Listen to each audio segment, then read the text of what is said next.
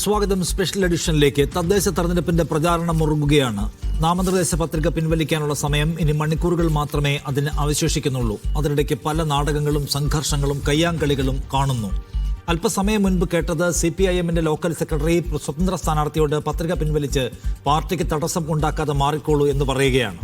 അങ്ങനെ ചെയ്യുന്നില്ലെങ്കിൽ തട്ടിക്കളയാൻ മടിക്കില്ല എന്ന ഭീഷണിയും ലോക്കൽ സെക്രട്ടറി മുഴക്കിയെന്നാണ് ഇത് കേൾക്കുമ്പോൾ നമുക്ക് മനസ്സിലാവുന്നത്. കണ്ണൂരിലെ മലപ്പട്ടത്തും ഇതുപോലെ സ്ഥാനാർത്ഥിയുടെ നാമനിർദ്ദേശ പത്രിക ആസൂത്രിതമായി തള്ളിക്കളഞ്ഞുവെന്ന പരാതിയുമായി UDF സ്ഥാനാർത്ഥി രംഗത്ത് വന്നിട്ടുണ്ട്. സ്ഥാനാർത്ഥി നേരിട്ട് വന്ന് താൻ തന്നെ ഒപ്പുവെച്ചതാണിതെന്ന് ചൂണ്ടിക്കാണിച്ചിട്ടും ഒപ്പ് വ്യാജമാണെന്ന ആക്ഷേപം ഉന്നയിച്ചവരുടെ പത്രിക തള്ളി.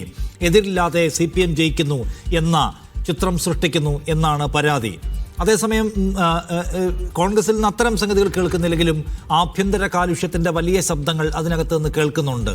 എല്ലാ വിമതരോടും പിന്മാറണമെന്ന് അഭ്യർത്ഥിക്കുന്നു KPCC പ്രസിഡന്റ്. പിന്മാറിയില്ലെങ്കിൽ നാളെ പാർട്ടിയിൽ ഉണ്ടാവില്ല എന്ന മുന്നറിയിപ്പ് കൊടുക്കുന്നു K മുരളീധരനെ പോലെയുള്ള മുതിർന്ന നേതാക്കൾ.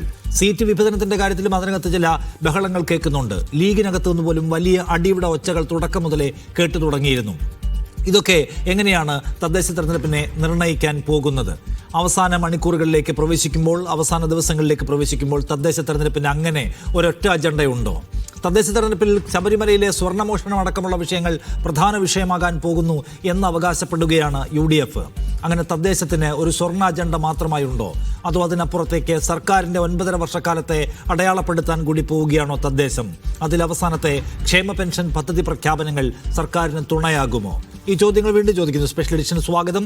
ഈ ചർച്ചയിലോടൊപ്പം advocate D Suresh Kumar CPIM നിന്ന്, KP നൌഷാദ് അലി കോൺഗ്രസ് നേതാവ്, ദാമോദർ പ്രസാദ് മാധ്യമപ്രവർത്തകൻ എന്നിവരാണ് ഉള്ളത്. ആദ്യം D സുരേഷ് കുമാർ, ആദ്യം കേട്ട ഈ ഭീഷണി വാചകം ഉണ്ടല്ലോ, അത് വിശദീകരിക്കാമോ? അല്ല, ഈ ആദ്യം കേട്ട ഭീഷണി വാചകം ഒരു ഫോൺ സംഭാഷണമാണ്. അത് ആരൊക്കെ തമ്മിലാണെന്നുള്ളതിനെ സംബന്ധിച്ച് എനിക്ക് വ്യക്തതയില്ല.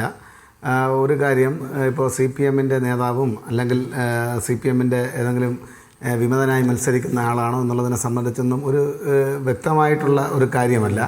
അവർ തമ്മിൽ സൗഹൃദത്തിലോ പരിചയത്തിലോ സ്നേഹരൂപേണയോ ഏത് സന്ദർഭത്തിലാണ് ഇത്തരത്തിലുള്ള സംഭാഷണം നടത്തിയത് എന്നുള്ളതിനെ സംബന്ധിച്ച് വ്യക്തത ഇല്ലാതെ ഈ ഇത്തരത്തിലുള്ള കാര്യങ്ങൾ സംപ്രേഷണം ചെയ്യുമ്പോൾ സ്വാഭാവികമായും അതിന് ഞാനിവിടെ ഇരുന്ന് മറുപടി പറയണമെന്ന് പറയുന്നത് യുക്തിക്ക് നിരക്കുന്ന ഒരു കാര്യമല്ല എന്നാണ് ഞാൻ മനസ്സിലാക്കുന്നത്. പിന്നെ താങ്കളുടെ ഇൻട്രോയിൽ താങ്കൾ പറഞ്ഞു ശബരിമല ഉണ്ടായിട്ടുള്ള സ്വർണ്ണ കവർച്ചയടക്കമുള്ള അല്ലെങ്കിൽ സ്വർണം നഷ്ടപ്പെട്ടു പോയതടക്കമുള്ള കാര്യങ്ങൾ ഈ തെരഞ്ഞെടുപ്പിൽ തദ്ദേശ സ്വയംഭരണ സ്ഥാപനങ്ങളിലേക്ക് നടക്കുന്ന തെരഞ്ഞെടുപ്പിൽ ചർച്ച ചെയ്യപ്പെടും എന്നാണ് പറഞ്ഞത്. സ്വാഭാവികമായും അത്തരം കാര്യങ്ങൾ വിമർശന വിധേയമായി ചർച്ച ചെയ്യപ്പെടുന്നതിൽ തെറ്റില്ല. പക്ഷേ അതോടൊപ്പം തന്നെ നമ്മൾ ഈ തിരുവനന്തപുരത്ത് നിന്നാണ് ഈ ചർച്ച ഇപ്പോൾ ഞാൻ പങ്കെടുക്കുന്നത്. ഇവിടെ തിരുവനന്തപുരത്ത് BJPയുടെ 3 ആളുകൾ, 2 ആളുകൾ ഇവിടെ തിരുവനന്തപുരത്തും ഒരാൾ കോട്ടയത്തും ആത്മഹത്യ ചെയ്തിട്ടുണ്ട്. 2 പേർ BJPക്കാരായി പോയതിൽ, അല്ലെങ്കിൽ 3 പേർ BJPക്കാരായി പോയതിൽ അവർ അവരുടെ ജീവിതം കൊണ്ടാണ് പ്രായശ്ചിത്തം ചെയ്തത്. ശബരിമലയിലേക്ക് വരുന്നതിന് മുൻപ് ഇപ്പൊ ഇതിനകത്ത് യുക്തി പ്രശ്നം താങ്കൾ പറഞ്ഞല്ലോ. ഇപ്പം ഇത് കേരളത്തിൽ എന്താ പറയുക, എല്ലാവരും മനസ്സിലാക്കിയിട്ടുള്ളൊരു വാർത്തയാണ് ഈ പാലക്കാട്ടെ വാർത്ത. പാർട്ടി ഏരിയ സെക്രട്ടറി ആയിരുന്ന ഒരാൾ അതിൽ നിന്ന് പിണങ്ങി ഇറങ്ങിപ്പോയി സ്വതന്ത്ര സ്ഥാനാർത്ഥിയായി മത്സരിക്കുന്നത് പാർട്ടിക്ക് വലിയ പ്രശ്നം ഉണ്ടാക്കുന്നു. രാമകൃഷ്ണൻ എന്നാണ് അദ്ദേഹത്തിന്റെ പേര്. ജംഷീർ എന്നാണ് പാർട്ടി ലോക്കൽ സെക്രട്ടറിയുടെ പേര്. ജില്ലാ സെക്രട്ടറി ചോദിക്കുകയും വധഭീഷണി അദ്ദേഹം തള്ളിക്കളയൊക്കെ ചെയ്തിട്ടുണ്ട്. അപ്പോൾ ഇത് ആരാണ് ഏതാണെന്നുള്ള അവ്യക്തതാ പ്രശ്നമൊന്നും അവിടെ ഇല്ല. ഇതിനകത്ത് സ്വതന്ത്ര സ്ഥാനാർത്ഥിയെ മത്സരിക്കുന്ന ആൾ മുൻ പാർട്ടിക്കാരനാണ്.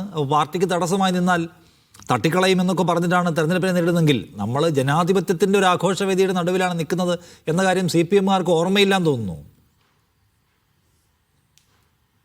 അല്ല, ഞാനൊന്ന് പറഞ്ഞോട്ടെ. ഇതിനകത്ത് അവർ തമ്മിൽ പാർട്ടി LC സെക്രട്ടറി ആണോ ഏരിയ സെക്രട്ടറി ആണോ സംസാരിച്ചതെന്നുള്ളതിനെ സംബന്ധിച്ച് താങ്കളിപ്പോൾ പറയുന്നുണ്ട്. അവർ തമ്മിൽ ഏത് സന്ദർഭത്തിലാണ്, ഇപ്പോൾ തമാശ രൂപേണ പറഞ്ഞതാണോ, സ്നേഹരൂപേണ പറഞ്ഞതാണോ, സൗഹൃദ രൂപേണ പറഞ്ഞതാണോ എന്നതിനെ സംബന്ധിച്ച് എനിക്ക് വ്യക്തതയില്ല എന്നാണ് ഞാൻ പറഞ്ഞത്. ഇതിനെക്കാളൊക്കെ ഇന്ത്യ മഹാരാജ്യത്ത് എന്തെല്ലാം ജനാധിപത്യ വിരുദ്ധം മറ്റുള്ളവർ ചെയ്യുന്നു എന്നതുകൊണ്ട് നമുക്കൊരു ചെറിയ അളവോളം ചെയ്യാമെന്ന് ന്യായം പറയരുത്. അത് പറയാൻ പാടില്ല CPIMനെ പോലൊരു പാർട്ടി. ഞാൻ ചോദിക്കുന്നത്, ഇല്ലെങ്കിൽ നിങ്ങൾ എന്ത് ചെയ്യും? പിണങ്ങിപ്പോയ സഖാവാണ്. തോക്കിക്കേറി വെടിവെക്കാതിരിക്കൂ. ഞാൻ പറഞ്ഞത് ഈ രാജ്യത്തെ ജനാധിപത്യ വിരുദ്ധതയെ സംബന്ധിച്ച് നമ്മൾ ചർച്ച ചെയ്യപ്പെടുമ്പോൾ ആരെങ്കിലും രണ്ടാളുകൾ തമ്മിൽ ഫോണിൽ നടത്തിയ സംഭാഷണത്തിൻ്റെ മോട്ടീവ് എന്തായിരുന്നു എന്നുള്ളതിനെ സംബന്ധിച്ച് ഇപ്പോഴും വ്യക്തമല്ലാത്തൊരു കാര്യമാണ്. ഇനി അവർ തമ്മിൽ അങ്ങനെ സംസാരിക്കാനിടയായ സാഹചര്യം ആവശ്യമാണ്. അട്ടപ്പാടിയിലെ ലോക്കൽ സെക്രട്ടറി മുൻ പാർട്ടി കോമ്രേഡ് ആയിരുന്ന ആൾ പിണങ്ങിപ്പോയാൾ സ്വതന്ത്ര സ്ഥാനാർത്ഥിയായി മത്സരിക്കുന്നു, പാർട്ടിക്കെതിരെ തന്നെ.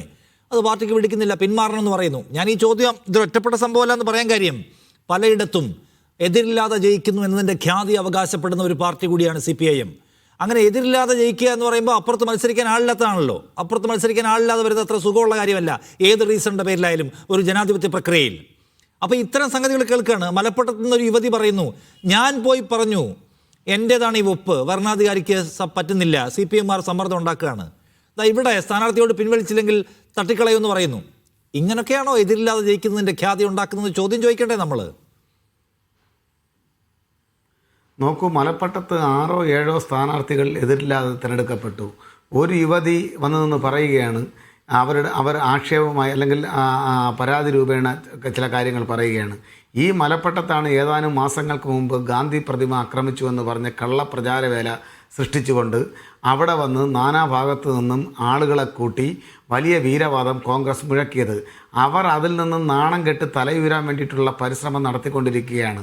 അവർക്ക് ഊന്നുവടി നമ്മൾ നൽകേണ്ട കാര്യമില്ല. ഈ ചർച്ചയിൽ അതിനൊന്നുമുള്ള സമയമുണ്ടെന്ന് എനിക്ക് തോന്നുന്നില്ല. ഇതെല്ലാം കോൺഗ്രസിൻ്റെ സ്ഥാനാർത്ഥികളെ കണ്ടെത്താൻ കഴിയാത്ത അപജയത്തിനെ നമ്മളാരും സർട്ടിഫൈ ചെയ്ത് അവരെ മുന്നിലോട്ട് കൊണ്ടുവരാനുള്ള പരിശ്രമം നടത്തേണ്ടുന്ന കാര്യമില്ല. ഇവിടെ ഏത് സന്ദർഭത്തിലാണ് ഈ 2 ആളുകൾ തമ്മിൽ ഇത്തരത്തിലുള്ളൊരു ഫോൺ കമ്മ്യൂണിക്കേഷൻ നടത്തിയത് എന്നതിനെ സംബന്ധിച്ച് എനിക്ക് വ്യക്തതയില്ല എന്നാണ് ഞാൻ പറഞ്ഞതിനർത്ഥം. ഇനി ആരെയെങ്കിലും ആ രൂപത്തിൽ ഭീഷണിപ്പെടുത്തി സ്ഥാനാർത്ഥിത്വത്തിൽ നിന്നും പിൻവലിക്കാൻ വേണ്ടിയിട്ടുള്ള പരിശ്രമം നടത്തിയിട്ടുണ്ട് എങ്കിൽ അത് തെറ്റാണ്. അതൊരിക്കലും കമ്മ്യൂണിസ്റ്റ് പാർട്ടി പോലുള്ളൊരു പ്രസ്ഥാനം, ഇടതുപക്ഷ പുരോഗമന പ്രസ്ഥാനം പോലുള്ളൊരു പ്രസ്ഥാനം ഇത്തരം കാര്യങ്ങളെ പ്രോത്സാഹിപ്പിക്കുന്ന സമീപനം സ്വീകരിക്കുന്ന ഒരു നേതൃത്വമല്ല, അല്ലെങ്കിൽ പാർട്ടി അല്ല ഞങ്ങളുടേതെന്ന് അർത്ഥശങ്കയ്ക്കിടയില്ലാത്ത വിധം പറയട്ടെ. അത് അടിവരയിട്ട് തന്നെ ഞാൻ സൂചിപ്പിക്കുകയാണ്. അങ്ങനെ ഏതെങ്കിലും സഖാക്കൾ ചില തെറ്റുകൾ ചെയ്യുകയാണെങ്കിൽ ആ തെറ്റ് ഈ സംസ്ഥാനം മുഴുവനും നടക്കുന്നത് ഇതാണ് എന്ന രൂപത്തിൽ വരുത്തി തീർക്കാനും ശ്രമം നടത്തേണ്ട. പിന്നെ ജനാധിപത്യ വിരുദ്ധമായിട്ടുള്ള കാര്യങ്ങളാണെങ്കിൽ സ്വാതന്ത്ര്യാനന്തര ഇന്ത്യയിൽ എന്തെല്ലാം കാര്യങ്ങളാണ് കണ്ടിട്ടുള്ളത്, ഏതെല്ലാം രൂപത്തിലാണ്, അതിനെ സംബന്ധിച്ചൊന്നും നമ്മൾ ആരും ഇപ്പോൾ ഓർക്കാറ് പോലുമില്ല. കാരണം അത്തരം ചെയ്തികൾ ചെയ്ത ആളുകളുടെ ഇന്നത്തെ അവസ്ഥയെന്ന് പറയുന്നത് പരിതാപകരമായ സ്ഥിതിയിലാണ്. അവർക്കാണ് മലപ്പട്ടത്ത് സ്ഥാനാർത്ഥി നിർത്താൻ കഴിയാതെ പോകുന്നത്. പലയിടത്തും സ്ഥാനാർത്ഥികളെ നിർത്താൻ കഴിയുന്നില്ല എന്ന് മാത്രമല്ല, സ്വന്തം പാർട്ടിയിലെ ആഭ്യന്തര പ്രശ്നം കാരണം സംസ്ഥാന പ്രസിഡൻ്റായിരുന്ന ആൾ തന്നെ തെരുവിലിറങ്ങി പറയുകയാണ്, നാളെ മുതൽ ഇവരാരും ഞങ്ങളുടെ പാർട്ടിയിൽ കാണില്ല എന്ന്. അതാണ് ഗൗരവതരമായൊരു വിഷയം. ഒരു ലോക്കൽ കമ്മിറ്റി സെക്രട്ടറിയുടെ അഭിപ്രായത്തെയും കോൺഗ്രസിൻ്റെ സംസ്ഥാന പ്രസിഡന്റിൻ്റെ അഭിപ്രായത്തെയും സമരസപ്പെടുത്തിക്കൊണ്ട് നമുക്ക് വാർത്ത സംപ്രേഷണം ചെയ്യേണ്ടി വരുന്നൊരു ഗതികേടുണ്ടല്ലോ, അതുതന്നെ ഏറ്റവും വലിയ തെറ്റാണെന്നാണ് എനിക്കിതിനെ സംബന്ധിച്ച് സൂചിപ്പിക്കാനുള്ളത്. ആ ലോക്കൽ കമ്മിറ്റി സെക്രട്ടറി ഭീഷണി സ്വരത്തിലാണ് അല്ലെങ്കിൽ ഭീഷണി രൂപത്തിലാണ് അദ്ദേഹത്തോട് സ്ഥാനാർത്ഥിത്വം പിൻവലിക്കാൻ ആവശ്യപ്പെട്ടിട്ടുള്ളത് എങ്കിൽ അത് അങ്ങേയറ്റം തെറ്റാണ്, അപലപനീയമാണ്. ഇതാണ് എനിക്ക് ഈ സന്ദർഭത്തിൽ സൂചിപ്പിക്കാനുള്ളത്. രണ്ടാമത്തെ കാര്യം ഇവിടെ സൂചിപ്പിച്ചത്, ഒരൊറ്റ കാര്യം കൂടെ പറഞ്ഞോട്ടെ. അയ്യപ്പ ശബരിമലയുമായി ബന്ധപ്പെട്ടുണ്ടായിട്ടുള്ള വിവാദങ്ങൾ ഈ തെരഞ്ഞെടുപ്പിൽ ചർച്ച ചെയ്യപ്പെടുമെന്നാണ്. അത് വിമർശന വിധേയമായി ചർച്ച ചെയ്യപ്പെടുന്നതിൽ യാതൊരുവിധ തെറ്റുമില്ല. അതോടൊപ്പം തന്നെ ഒരു സ്ത്രീയെ നിന്നെ കൊല്ലാൻ എനിക്ക് എത്ര സമയം വേണ്ടി വരുമെന്നൊരു MLA പറഞ്ഞതും ചർച്ച ചെയ്യപ്പെടണം. അതുപോലെ തന്നെ തിരുവനന്തപുരത്തും കോട്ടയത്തും RSS BJP പ്രവർത്തകർ എന്തിനു വേണ്ടിയാണ് ആത്മഹത്യ ചെയ്തതെന്നുള്ളത് ചർച്ച ചെയ്യപ്പെടണം. അതുപോലെ തന്നെ സംസ്ഥാന സംഘടനാ ചുമതലയുണ്ടായിരുന്ന സംഘടനാ സെക്രട്ടറി ഞാൻ തിരുമല അനിലിൻ്റെ വഴിയെ ആത്മഹത്യയുടെ വക്കിലാണെന്ന് പറഞ്ഞത് ഈ തെരഞ്ഞെടുപ്പിൽ ചർച്ച ചെയ്യപ്പെടണം. അങ്ങനെ ഈ നാട് അഭിമുഖീകരിക്കുന്ന പൊതുവായ പല പ്രശ്നങ്ങളുമുണ്ട്. വിമർശന രൂപേണയാണെങ്കിൽ രാഷ്ട്രീയ പാർട്ടികളെ വിമർശിക്കാനാണെങ്കിൽ ഈ കാര്യങ്ങളെല്ലാം ചർച്ച ചെയ്യപ്പെടണം. അല്ലാതെ ഒരു കാര്യം മാത്രം സെലക്ട് ചെയ്ത് ചർച്ച ചെയ്യപ്പെടുന്ന പക്ഷപാതിത്വ രാഷ്ട്രീയം മീഡിയ വൺ കൈകാര്യം ചെയ്യരുത് എന്ന് എനിക്ക് വിനീതമായ അഭ്യർത്ഥന കൂടെ മുന്നോട്ട് വയ്ക്കാനുണ്ട്. ഇല്ല ഏകപക്ഷീയമായ സമയമില്ല. താങ്കളോട് ചോദിക്കുമ്പോൾ താങ്കൾ അക്കൗണ്ടബിൾ ആയ കാര്യമല്ലേ ചോദിക്കാൻ പറ്റൂ. അതുകൊണ്ടാണ് ഞാൻ നൗഷാദ് അലിയിലേക്ക് പോകുന്നത്. നൗഷാദ് അലി, ചില സ്ഥലങ്ങളിൽ നിങ്ങൾക്ക് മത്സരിക്കാൻ സ്ഥാനാർത്ഥികളില്ല, ചില സ്ഥലങ്ങളിൽ മത്സരിക്കാൻ ആവശ്യത്തിൽ കൂടുതൽ ആളുകളുമാണ്. സത്യത്തിൽ നിങ്ങൾ ഇപ്പോഴും ഈ വക പാലാരിഷ്ടകളുടെ ഒന്നും പടി കടന്ന് വന്നിട്ടില്ലേ? ആ പഴയ പ്രതിസന്ധികളിൽ എല്ലാ ഘട്ടത്തിലും കുടുങ്ങിക്കിടക്കുകയാണോ?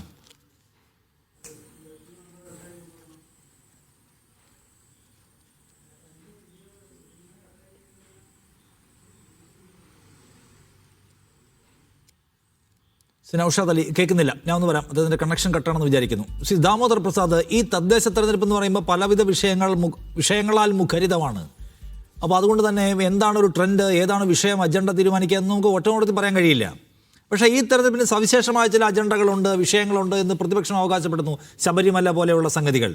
പക്ഷേ തദ്ദേശമാണ്. ഞാൻ ചോദിക്കുന്നത് താങ്കളുടെ ഒരു മാധ്യമ പ്രവർത്തനം എന്ന നിലയ്ക്ക് ഈ തെരഞ്ഞെടുപ്പിന് അങ്ങനെ ഒരു ഒറ്റ അജണ്ട ഉണ്ടോ? ഇല്ല, നമ്മളെ സംബന്ധിച്ചിടത്തോളം ലോക്സഭയാണെങ്കിലും തദ്ദേശ സ്വയംഭരണ സ്ഥാപന തെരഞ്ഞെടുപ്പാണെങ്കിലും നിയമസഭയാണെങ്കിലും അതിൻ്റേതായ ഒരു അജണ്ട. ഇപ്പോൾ നിയമസഭയാണ് തീർച്ചയായിട്ടും ശബരിമല ഒരു ഡോമിനേറ്റ് ചെയ്യുന്ന അജണ്ടയായി മാറും.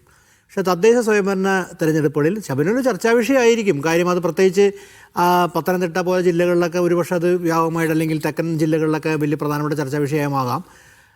എന്നിരുന്നാലും അതാത് കോർപ്പറേഷനുകൾ നടത്തിയ വികസന പ്രവർത്തനങ്ങൾ, അതിൻ്റെ ഗുണഫലങ്ങൾ, അതിൻ്റെ ദോഷങ്ങൾ, വികസനം നടക്കാത്തതിൻ്റെ പ്രശ്നങ്ങൾ തുടങ്ങിയുള്ള ദൈനംദിന ജീവിത പ്രശ്നങ്ങൾ ആൾക്കാരുടെ അത് തന്നെ മുഖ്യമായിട്ട് കടന്നു വരാൻ സാധ്യതയുണ്ട്. വാർഡ് തലത്തിലാണല്ലോ മത്സരം നടക്കുന്നത്. അപ്പോൾ വാർഡ് തലത്തിലെ വ്യക്തികളുടെ സ്വാധീനം, പരിചയം തുടങ്ങി വിഷയങ്ങളും ഒപ്പം തന്നെ ഈ വിഷയങ്ങൾ വരാം. ഇതിൻ്റെ അർത്ഥം ശബരിമല ചർച്ച ചെയ്യപ്പെടില്ല, അല്ലെങ്കിൽ നേരെ സൂചിപ്പിച്ച CPM പ്രതി സൂചിപ്പിച്ച പോലെ രാഹുൽ മാങ്കൂട്ടത്തിൻ്റെ വിഷയമാണെങ്കിലും ഒക്കെ തന്നെ അത് രാഷ്ട്രീയ പാർട്ടികൾ ഇപ്പോൾ CPM ആയിരിക്കും ആ വിഷയം ഉന്നയിക്കുക.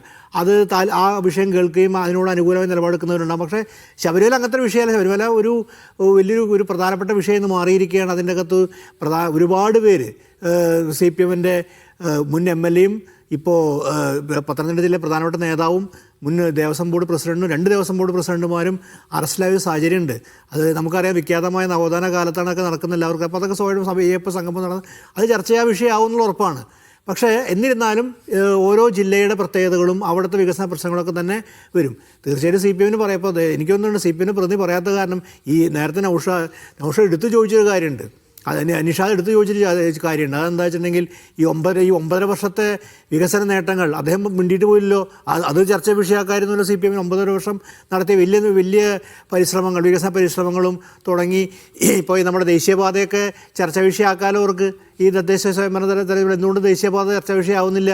ഈ സ്വയംഭരണ തെരഞ്ഞെടുപ്പിൽ കാര്യം ചിലപ്പോൾ ഈ ലോക്കൽ വിഷയങ്ങളും ദേശീയപാത പല സ്ഥലത്തും ക്ലാഷ് ഉണ്ടായത് നിങ്ങൾക്ക് എല്ലാവർക്കും അറിയാവുന്ന കാര്യമാണ്. ചില സ്വയംഭരണ പ്രദേശങ്ങളിൽ ഈ ദേശീയപാത മറ്റു തരത്തിൽ പ്രത്യേകതയാണ് സൃഷ്ടിച്ചത് എല്ലാവർക്കും അറിയുന്ന കാര്യം. അപ്പോൾ അതൊക്കെ തന്നെ ചർച്ചാ വിഷയം. പക്ഷേ അങ്ങനെ വ്യത്യസ്തമായ വിഷയങ്ങളിൻ്റെ അകത്ത് വരാം. എന്നിരുന്നാലും ഈ മുഖ്യ വിഷയങ്ങളിലൊപ്പം തന്നെ പ്രാദേശിക വിഷയങ്ങളും വ്യക്തികളുടെ സ്വാധീനമൊക്കെ തന്നെ കാര്യം പഞ്ചായത്ത് തെരഞ്ഞെടുപ്പ് അതിൻ്റെ പ്രത്യേകതയുണ്ട്. ഇതുപോലെ തീർച്ചയായിട്ടും റബലുകളുടെ മത്സരം ഇത് കോൺഗ്രസ് സംബന്ധിച്ചിടത്തോളം വലിയ പ്രധാനപ്പെട്ട കാര്യം തന്നെയാണ്. ഇത് CPM നടത്തിയ നേരത്തെ ആഹ്വാനം ഈ പാർട്ടിയിൽ നിന്ന് പുറത്താക്കുക എന്നുള്ളൊരു നടപടിക്രമമാണ്. കാര്യം ഏത് പാർട്ടിക്കെതിരെ മത്സരിക്കുകയാണെങ്കിൽ അത് CPM ആണെങ്കിലും കോൺഗ്രസ് ആണെങ്കിലും BJP ആണെങ്കിലും മുസ്ലിം ലീഗാണ്, ഏത് പാർട്ടിയാണെങ്കിലും പാർട്ടിക്കെതിരെ മത്സരിക്കുന്ന ആൾക്കാർക്കെതിരെ നടപടി എടുക്കും. പക്ഷേ അതുപോലെയാണോ ഈ എനിക്ക് മനസ്സിലാകാത്ത സൗഹൃദ രൂപേണ ആരെയും ഞാൻ ആദ്യമായിട്ടാണ് കേൾക്കുന്ന സൗഹൃദ രൂപേണ കൊല്ലുമെന്ന് പറയുന്നത്. അത് എന്തൊരു അത്ഭുതകരമായിട്ടുള്ളൊരു ഞാൻ ആദ്യമായിട്ടാണ് ഇങ്ങനെ ഒരു അത് തമാശയായിട്ടാണോ കരയണോ ചിരിക്കണം കയറില്ല സൗഹൃദം ഞാൻ കൊല്ലും എന്നൊക്കെ പറയുന്നൊരു സുഹൃത്തിനെ വിളിച്ച് പറയാം ഞാൻ കൊല്ലും എന്ന് പറഞ്ഞാൽ അതിൻ്റെ അദ്ദേഹം എന്തുകൊണ്ട് അങ്ങനെ പറഞ്ഞില്ല. പക്ഷേ നമ്മുടെ മുന്നനുഭവം ഉണ്ട്. കാര്യം മേറാമല പഞ്ചായത്ത് തെരഞ്ഞെടുപ്പുമായി ബന്ധപ്പെട്ടും വടകര ദിവസം തെരഞ്ഞെടുപ്പ് ബന്ധപ്പെട്ടും കേരളത്തിൽ ഒരു രക്തസാക്ഷി ഉണ്ടായതാണ്. അത് നമുക്കറിയാവുന്ന കാര്യം. അതുമായി ബന്ധപ്പെട്ട് കൊലവിളികളും ആഹ്വാനങ്ങളൊക്കെ നമ്മൾ കേട്ടതാണ്. കേരളത്തിൽ എത്രമാത്രം ഭീതിപ്പെടുത്തി നമുക്കറിയാം. അപ്പോൾ അങ്ങനെയുള്ള ചരിത്രമൊക്കെ നമ്മുടെ മുമ്പിലുണ്ട്. അപ്പോൾ ഈ ഒരു പ്രശ്നങ്ങളൊക്കെ വെച്ചുകൊണ്ട് ഇത് നിസ്സാരമായി കാണണ്ടല്ല. അതുപോലെ പല സ്ഥലങ്ങളിൽ മത്സരിക്കാൻ ആളെ കിട്ടാത്ത മത്സരിക്കാൻ പറ്റുന്നില്ല സ്ഥിതി, ഭീഷണിപ്പെടുത്തുക, നമ്മൾ സ്ഥാനാർത്ഥികളെ ഭീഷണിപ്പെടുത്തുക, മത്സരിക്കാൻ എവിടെയും മത്സരിക്കാൻ ആളില്ല എന്ന് കാണിക്കുന്നത് അത് ഒരു രാഷ്ട്രീയ പാർട്ടിയുടെയും മഹത്വമല്ല. അത് ജനാധിപത്യ വിരുദ്ധയുടെ ഏറ്റവും വലിയ ഉദാഹരണമായിട്ട് കാണണം. കിടക്കുന്നുണ്ട് ഞങ്ങൾക്കെതിരെ മത്സരിക്കാൻ ആളുകളില്ല എന്നത് ഏതെങ്കിലും നിലയ്ക്ക് ഒരു രാഷ്ട്രീയ പാർട്ടിയുടെ മികവല്ല. അപ്പൊ അവർക്ക് മത്സരിക്കാൻ ഞങ്ങൾ സ്ഥാനാർത്ഥികളെ ഉണ്ടാക്കി കൊടുക്കണോ എന്ന ചോദ്യമുണ്ട്. ആ ചോദ്യത്തിൽ പോലും ഉണ്ട് പ്രശ്നം. മറ്റുള്ളവർക്കും മത്സരിക്കാൻ അവസരം ഒരുക്കൽ ഉദാത്തമായ ജനാധിപത്യ ബോധത്തിന്റെ ഭാഗമാണ്. ശ്രീ നൗഷാദ് അലി താങ്കൾ കേൾക്കുന്നുണ്ടോ? ഞാൻ ചോദിക്കുന്നതേ, ഇപ്പം അപ്പുറത്ത് ഈ പ്രശ്നമൊക്കെ ഉള്ളപ്പോൾ തന്നെ നിങ്ങളുടെ കൂട്ടത്തിൽ ഈ പലയിടത്തും മത്സരിക്കാൻ ആളുകളില്ല എന്ന പ്രശ്നം, ചിലയിടത്ത് മത്സരിക്കാൻ വലിയ തോതിൽ ആൾക്കാരുണ്ട്, എല്ലാവർക്കും സീറ്റ് കൊടുക്കാൻ പറ്റത്തില്ല, വിമതരുടെ ശല്യം. നിങ്ങൾ ഈ എപ്പോഴും ഏത് തെരഞ്ഞെടുപ്പ് വന്നാലും ഇമാതിരി പ്രശ്നങ്ങളിൽ കിടന്ന് കുഴങ്ങുകയാണോ?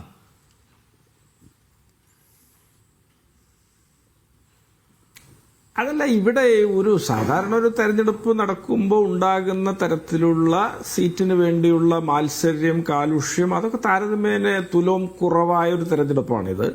പിന്നെ മത്സരിക്കാൻ ആളില്ല എന്നൊക്കെ പറഞ്ഞു കഴിഞ്ഞാൽ അത് കേൾക്കുന്ന ആളുകൾ, പ്രേക്ഷകരൊക്കെ തമാശയായിട്ടല്ലേ സ്വീകരിക്കുകയുള്ളൂ. CPM എല്ലാ കാലത്തും ചിലയിടങ്ങളിലൊക്കെ ചെയ്തു പോരുന്ന ഒരു ജനാധിപത്യ വിരുദ്ധത, ആക്രമണോത്സുകത, ഒരു ഫാസിസ്റ്റ് നയസമീപനങ്ങളൊക്കെ അത് അവരുടേതായ ഗ്രാമങ്ങൾ, പാർട്ടി ഗ്രാമങ്ങൾ എന്നൊക്കെ പറഞ്ഞ് അവർ കൈയടക്കി വെച്ചിരിക്കുന്ന കുത്തക സ്ഥലങ്ങളിൽ അത്തരം കലാപരിപാടികൾ അവർ നിരന്തരം ആവർത്തിക്കുകയാണ്. ഈ പരിഷ്കൃത യുഗത്തിലും അല്ലെങ്കിൽ ഈ പുരോഗമന കാലത്തും ഒക്കെ എന്ത് ചെയ്യാൻ പറ്റും? അതൊക്കെ ജനങ്ങൾ കൃത്യമായിട്ട് കണ്ട് വിലയിരുത്തുന്നുണ്ട് എന്നുള്ള ഒരു രാഷ്ട്രീയ ബോധ്യം കോൺഗ്രസിനും UDF-നും ഉണ്ട്.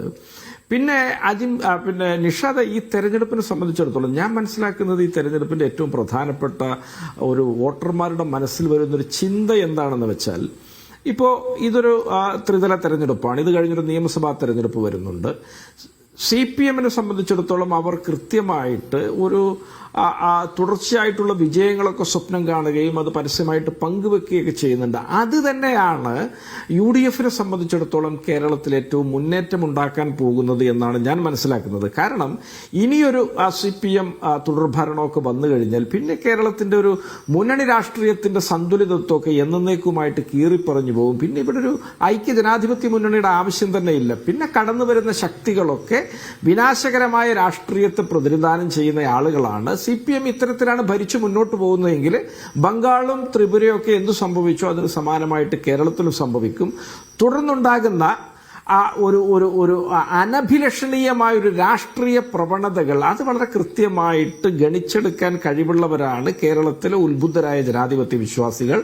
അതുകൊണ്ട് തന്നെ ഇനി വരുന്ന എല്ലാ തെരഞ്ഞെടുപ്പുകളിലും, അതിന് ത്രിതല തെരഞ്ഞെടുപ്പാണെങ്കിലും നിയമസഭാ തെരഞ്ഞെടുപ്പാണെങ്കിലും, CPM-നെ തോൽപ്പിക്കുക എന്നുള്ളത് തങ്ങളുടെ ഒരു ജനാധിപത്യപരമായ കാലം തങ്ങളിൽ ഏൽപ്പിക്കുന്ന ഒരു ബാധ്യതയായിട്ട് കേരളത്തിലെ വോട്ടർമാർ ഏറ്റെടുക്കും എന്നുള്ളതാണ് ഇനി വരുന്ന തെരഞ്ഞെടുപ്പുകളുടെയൊക്കെ രാഷ്ട്രീയം എന്ന് പറയാൻ ഞാൻ ആഗ്രഹിക്കുകയാണ്. പിന്നെ ഇപ്പോൾ CPM-നെ സംബന്ധിച്ചിടത്തോളം എന്ത് കണ്ടിട്ടാണ് ഈ പാർട്ടിക്ക് ജനങ്ങൾ വോട്ട് ചെയ്യേണ്ടത് എന്നുള്ള വലിയൊരു ചോദ്യം കൂടി നമ്മുടെ മുന്നിലുണ്ട്. സംസ്ഥാനത്തിന്റെ ഏതു മേഖലയിൽ, ഏത് സെക്ടറിൽ, ഏത് സെഗ്മെന്റിൽ, ഏത് തരത്തിലുള്ള ആളുകൾക്കാണ് ഈ ഭരണത്തെക്കുറിച്ചൊരു മതിപ്പുള്ളത് എന്നൊരു ചോദ്യം ചോദിച്ചാൽ എന്ത് മറുപടിയാണ് CPM പ്രതിനിധി ഉൾപ്പെടെയുള്ള ആളുകൾക്കുള്ളത് എന്ന് ചോദിക്കാൻ ഞാൻ ആഗ്രഹിക്കുന്നു. കാരണം നിങ്ങൾ നോക്കുക, കേരളം സൗത്ത് ഇന്ത്യയിലെ ഏറ്റവും വിലക്കയറ്റമുള്ളൊരു സംസ്ഥാനമാണ്. കേരളം 2016 CPM അധികാരത്തിലേറുമ്പോൾ ഒരു യൂണിറ്റ് വൈദ്യുതിക്ക് 2.5 രൂപയാണെങ്കിൽ ഇന്നത് 6 രൂപയായി. അന്ന് വെള്ളത്തിന് 1000 ലിറ്ററിന് 4 രൂപയാണെങ്കിൽ ഇന്നത് 14 രൂപയായി. അന്ന് ഭൂനികുതി പിന്നെ ഒരു ഏക്കറിന് 4 രൂപയാണെങ്കിൽ ഇന്നത് 140 രൂപയായി. ഇത്തരത്തിൽ ശതഗുണീഭവിക്കുന്ന രീതിയിലുള്ള വിലക്കയറ്റവും അമിതമായ ചാർജ് ഈടാക്കലുകളും മാത്രമാണ് ഈ സർക്കാരിന്റെ മുഖമുദ്ര. ഇനി തദ്ദേശ സ്വയംഭരണ സ്ഥാപനങ്ങൾ നിങ്ങൾ എടുക്കുക, 8,200 ചില്ലാനം കോടി രൂപയാണ് കഴിഞ്ഞ സാമ്പത്തിക വർഷം കേരളത്തിലെ ത്രിതല പഞ്ചായത്തുകൾക്കായിട്ട് നീക്കിവെച്ചത്. അതിൽ 2,100 ചില്ലാനം കോടി രൂപ മാത്രമാണ് ഈ സർക്കാർ അനുവദിച്ചു കൊടുത്തിട്ടുള്ളത്. അങ്ങനെ ഒരു ഇടത്ത് എന്ത് വികസനമാണ് നടക്കുക? നിങ്ങൾ ഈ എക്സ്പെൻഡിച്ചർ നോക്കുക. നമ്മൾ ലക്ഷ്യം വെച്ച എക്സ്പെൻഡിച്ചറിന്റെ 4/1 പോലും നാളിതുവരെ ഈ കേരളത്തിൽ ഒരു മേഖലയിലും നടന്നിട്ടില്ല. ത്രിതല പഞ്ചായത്തുകളിൽ പ്രത്യേകിച്ച് നടന്നിട്ടില്ല. കൊല്ലത്തിൽ 1 ലക്ഷം വീട് പണിത് നൽകുമെന്ന് പറഞ്ഞ് അധികാരത്തിലേറിയവർ തന്നെ ഇപ്പൊ പറയുന്നത് ഞങ്ങൾ 5 ലക്ഷത്തി ചില്ലാനം വീടുണ്ടാക്കിയെന്നാണ്. ഉമ്മൻചാണ്ടി സർക്കാരിന്റെ കാലത്ത് 5 കൊല്ലം കൊണ്ട് 4.25 ലക്ഷം വീടുണ്ടാക്കിയ ഒരു സർക്കാർ മുമ്പ് കഴിഞ്ഞു പോയിട്ടുണ്ട്. ഇത് 9.25 വർഷത്തിലേക്ക് അടുക്കുമ്പോഴാണ് 5 ലക്ഷത്തി ചില്ലാനം വീടിന്റെ കണക്കുമായിട്ട് ഇവർ വരുന്നത്. തീരദേശ പാക്കേജ് 5000 കോടിയുണ്ട്. 1 ലക്ഷം രൂപ അതിൽ നിന്ന് ചെലവഴിച്ചിട്ടില്ല. ഇത്തരത്തിൽ ഈ ഏട്ടിലെ പശുവാണ്, പുല്ലു തിന്നാത്ത പാൽ ചുരത്താത്ത ഒരു ഏട്ടിലെ പശു. ആ ഏട്ടിലെ പശുവിനേക്ക് നോക്കിയിട്ട് വോട്ട് ചെയ്യേണ്ട ഒരാവശ്യവും കേരളത്തിൽ ഒരു വിഭാഗത്തിനും ഇല്ല. പിന്നെ CPM-നെ സംബന്ധിച്ചിടത്തോളം അവർ പ്രകടമായി നടത്തുന്ന ഒരു രാഷ്ട്രീയ മാറ്റങ്ങളുണ്ട്. അവരുടെ സ്വരവും BJP RSS നേതാക്കളുടെ സ്വരവും തമ്മിൽ താരതമ്യപ്പെടുത്തിയാൽ ഏതിനാണ് വർഗീയത കൂടുതലെന്ന് അളന്നു നോക്കിയാൽ അത് CPM-കാരുടെ സ്വരത്തിനാണ് എന്ന് കൃത്യമായിട്ട് മനസ്സിലാവും. ഇന്നും കണ്ണൂരിൽ നിന്ന് CPM-ന്റെ ജില്ലാ സെക്രട്ടേറിയറ്റ് അംഗത്തിന്റെ പ്രസംഗവും പരാമർശങ്ങളും ഒക്കെ നമ്മൾ ഈ ദിവസം വളരെ സജീവമായിട്ട് ചർച്ച ചെയ്താണ്. കഴിഞ്ഞ ദിവസങ്ങളിലൊക്കെ നമ്മളതാണ് കണ്ടുവരുന്നത്. ഇവിടെ ചില ജില്ലക്കെതിരെ, അവിടെ താമസിക്കുന്ന മനുഷ്യർക്കെതിരെയൊക്കെ വലിയ പരാമർശങ്ങൾ നടത്തുന്ന ആളുകളൊക്കെയാണ് ഇവരുടെ മതേതരത്വത്തിന്റെ അപ്പോസ്തലന്മാർ, ഇവരെ തലയിലേറ്റി കൊണ്ടു നടക്കുന്നവർ.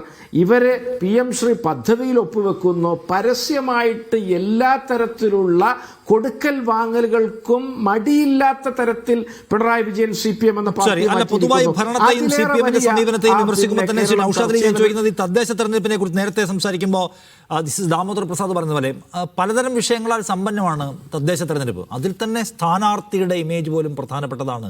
അതുകൊണ്ടല്ലേ വിമതരെ ഭയപ്പെടുന്നത്. പാർട്ടി ആണെങ്കിൽ വോട്ട് ചെയ്ത് കളയൊന്നുമില്ല. ഒരു കൊള്ളാവുന്ന വിമതനം വന്നാൽ തോറ്റുപോകും പാർട്ടികൾ, ഏത് പാർട്ടിയും. അപ്പോൾ സത്യത്തിൽ സർക്കാരിൻ്റെ 9.5 വർഷക്കാലം ആകെ അടയാളപ്പെടുത്തുന്ന ഒന്നാണോ? ജനം ചിന്തിക്കുമല്ലോ, ഇപ്പം ഈ തെരഞ്ഞെടുപ്പിൽ ലെഫ്റ്റിനെതിരായിട്ട് വോട്ട് ചെയ്താൽ പിണറായി വിജയൻ വീഴുമോ? ഇല്ല. പിണറായി വിജയനെ വീഴ്ത്താൻ നെക്സ്റ്റ് ടൈം വേണമെങ്കിൽ നോക്കാം. ഇപ്പം പക്ഷേ അങ്ങനല്ലല്ലോ. ഇപ്പം നമുക്ക് പെൻഷൻ കിട്ടുന്നുണ്ടോ, കുടിവെള്ളം കിട്ടുന്നുണ്ടോ, അതൊക്കെ ആൾക്കാർ ആലോചിക്കില്ല. ഞാൻ ചോദിക്കുന്നത് അതുകൊണ്ട് ഇത് സ്റ്റേറ്റ്, അതായത് ദേശീയ സംസ്ഥാന വിഷയങ്ങളൊക്കെ ലോക്കൽ ബോഡിയിൽ പൂർണ്ണതോതിൽ പ്രവർത്തിക്കുമോ? അല്ലെങ്കിൽ തന്നെ നിങ്ങൾക്ക് എഡ്ജില്ല എന്ന് പൊതുവെ വിചാരിക്കുന്ന ഒന്നാണ് ഈ ലോക്കൽ ബോഡി. അവിടെ ഈ സാഹചര്യത്തിൽ കൂടിയാണെങ്കിൽ എന്താവും? അല്ല, ഇവിടെ നിഷാദ്, ഇതിനകത്ത് നിങ്ങൾ നേരത്തെ നിങ്ങൾക്ക് അതിന്റെ ഒരു ഗൗരവാവസ്ഥ അറിഞ്ഞിട്ടോ എന്താണെന്ന് എനിക്കറിയില്ല. ഈ തദ്ദേശ സ്വയംഭരണ തെരഞ്ഞെടുപ്പല്ല, ഏത് തെരഞ്ഞെടുപ്പായാലും ഒരു ക്ഷീര സഹകരണ സൊസൈറ്റി തെരഞ്ഞെടുപ്പാണെങ്കിൽ പോലും അവിടെ വിമതരെ ഏത് പാർട്ടിയിൽ നിന്നാലും ആ പാർട്ടിയുടെ സാധ്യതകളെ ബാധിക്കുമല്ലോ. ഞങ്ങളെ സംബന്ധിച്ചിടത്തോളം വിമതരോട് ഞങ്ങൾ പറയുന്നത്, നിങ്ങൾ നാളെ 3 മണിക്കകം പത്രിക പിൻവലിച്ചിട്ടില്ലെങ്കിൽ നിങ്ങളെ പാർട്ടിയിൽ നിന്ന് പുറത്താക്കും. അതൊരു സ്വാഭാവികമായ നടപടിക്രമമല്ലേ. അത് പറയുന്നതിൽ എന്താ അസാംഗത്യമുള്ളത്, എന്താ അസ്വാഭാവികതയുള്ളത്? പക്ഷേ നിങ്ങൾ പിൻവലിച്ചിട്ടില്ലെങ്കിൽ കയ്യും കാലും അടിച്ചുമുറിക്കുമെന്ന് പറയുമ്പോൾ അത് ക്രിമിനൽ പ്രവൃത്തിയാണ്, അത് ഭീഷണിയാണ്, അത് ഇന്ത്യൻ ശിക്ഷാ നിയമപ്രകാരം നോൺ ബെയിലബിൾ ഒഫൻസ് ആണ്. അത് പറയുന്നവരോട് നിങ്ങൾ പറയുക എന്നല്ലാതെ പാർട്ടി അച്ചടക്കം പാലിക്കണം, നിങ്ങളെല്ലാവരും പാർട്ടിയുടെ വിജയത്തിന് വേണ്ടി പ്രയത്നിക്കണം, വിമത വേഷവും ഭാഷയും ഭൂഷയും ഒക്കെ ഒഴിവാക്കണം എന്നൊക്കെ പറയുന്നത് അതൊരു സ്വാഭാവികതയല്ല. അതിലെന്താണ് നിങ്ങൾ ഒരു ഏതെങ്കിലും തരത്തിലുള്ള അത്ഭുതം പ്രകടിപ്പിക്കേണ്ട ആവശ്യമെന്ന് മനസ്സിലാക്കി. ഞാൻ ചോദിക്കുന്നത് കൂടുതൽ ആളുകളെ പിന്മാറ്റാനുള്ള ഉത്തരവാദിത്വവും ഭാരവും നിങ്ങളുടെ പാർട്ടിക്കല്ലേ ഇപ്പോഴും ഉള്ളതെന്ന് ചോദിക്കാൻ. എല്ലായ്പ്പോഴും അതിൽ നിന്ന് ഇതാ നോക്കൂ, നമ്മൾ ഒരുമിച്ച് നിന്നുകൊണ്ട് മറികടക്കണം ഈ പ്രതിസന്ധിയെ. നമുക്ക് ഭരണമില്ല, അടുത്ത നിയമസഭാ തെരഞ്ഞെടുപ്പിന്റെ ദിശാസൂചികയാണ് ഈ തെരഞ്ഞെടുപ്പ്, അതിൽ ഒറ്റക്കെട്ടായി നിൽക്കണം എന്നൊന്നും നിങ്ങളുടെ താഴെത്തട്ടിലുള്ള പ്രവർത്തകർക്ക് തോന്നുന്നില്ല. അവരിപ്പോഴും ഈ പറയുന്ന വ്യക്തിപരമായ വിജയങ്ങളുടെ പേരിൽ പോരടിക്കുകയാണ്. ജനം നോക്കുമ്പോൾ എന്താ കാണുന്നത്? ഇങ്ങനെ കലുഷമാണിതെന്ന് തോന്നില്ലേ? അല്ല നിഷാദ്, ഇതേ നമ്മളിപ്പോൾ ഈ ഒരു അപ്പം ചുടുമ്പോൾ നമ്മൾ ആ ചട്ടകത്തിൽ നിന്ന് തന്നെ നമ്മൾ കൈയിട്ട് വാരേണ്ട കാര്യമില്ല. അതൊക്കെ ചട്ടകത്തിലെടുത്ത് പ്ലേറ്റിലേക്കൊക്കെ ഇട്ടിട്ട് അത് കരിഞ്ഞു പോയിട്ടുണ്ടെങ്കിൽ നിങ്ങൾ പറയുന്നത് ഞാൻ കേൾക്കാം. ഇത് നാളെ 3 മണി കഴിയട്ടെ നിഷാദ്. ഇതിൽ എല്ലാ പാർട്ടിയിലും എല്ലാ മുന്നണിയിലും ഇത്തരത്തിൽ പലതരത്തിലുള്ള സ്ഥാനമോഹികളൊക്കെ നോമിനേഷനൊക്കെ കൊടുത്ത് തങ്ങളുടെ ശ്രമങ്ങൾ അവസാന നിമിഷവും ആ വിലപേശൽ ശക്തി കൂട്ടാനുള്ള ഒരു വഴിയായിട്ട് ഇതിലേക്ക് ഉപയോഗിച്ച് മുന്നോട്ട് പോകുന്നുണ്ട്. അതൊക്കെ എല്ലാ കാലത്തും എല്ലാ പാർട്ടിയിലും എല്ലാ മുന്നണിയിലും ഉണ്ട്. നിങ്ങൾ ഞങ്ങളെ പാർട്ടി മാത്രമാണ് ഇങ്ങനെയുള്ള ആളുകൾ ഉള്ളത് എന്ന് എന്ത് സ്റ്റാറ്റിസ്റ്റിക്സിന്റെ ഡാറ്റയുടെ അടിസ്ഥാനത്തിലാണ് നിങ്ങൾ പറഞ്ഞതെന്ന് എനിക്കറിയില്ല.